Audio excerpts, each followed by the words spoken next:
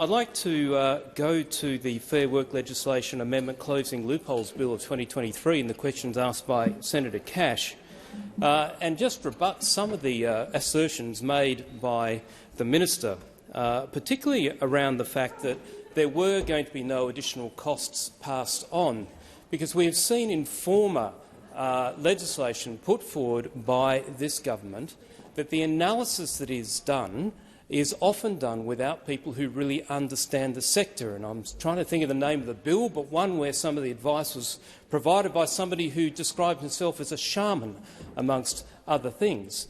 But people who actually know what they're talking about in this, being small business people, representatives of the Small Business Council, for example, such as Matthew Addison, people from the Business Council of Australia, such as Jennifer Westacott, their CEO, all highlight the fact that this will incur additional costs for the business sector, including small business. And small business is a sector that is already running on tight margins. They employ the majority of Australians in this country, and we've seen the building sector, for example, highlight that, in their words, that the introduction of this radical omnibus industrial relations bill takes a sledgehammer to the tradies' rights across the country.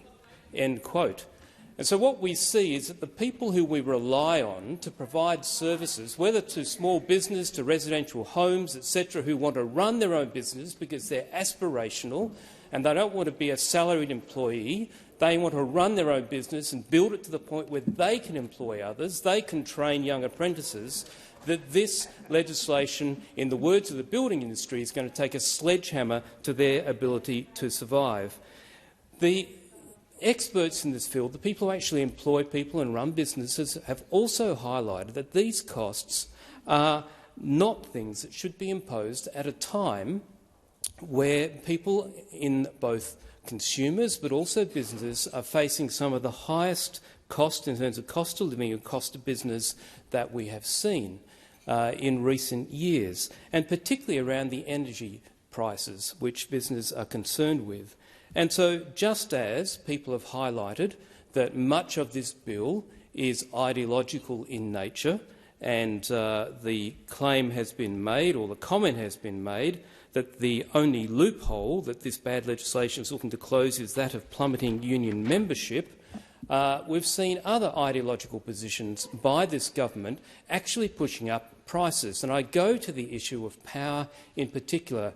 AEMO put out a statement just recently highlighting that my home state of South Australia can be expecting blackouts and further price rises. So far from the $275 reduction in power prices that the Australian people were promised by the Albanese government at the last election, we have seen rise upon rise, and AEMO are telling us we will see further rises. And what's at the heart of that? The heart of that is the ideological position that this government is going to commit to wind and solar as the only way that they want to see emissions reduced, and they claim that there will be energy security, and they claim that there will be— Excuse me, Senator Fawcett. I know that Senator Fawcett has run out of things to say in terms of industrial relations, but he does need to confine his comments to the questions that were asked by coalition senators over the course of question time. Senator Fawcett, just please be mindful to remain relevant. But having said that, it's about the answers, and some of the answers were very expensive.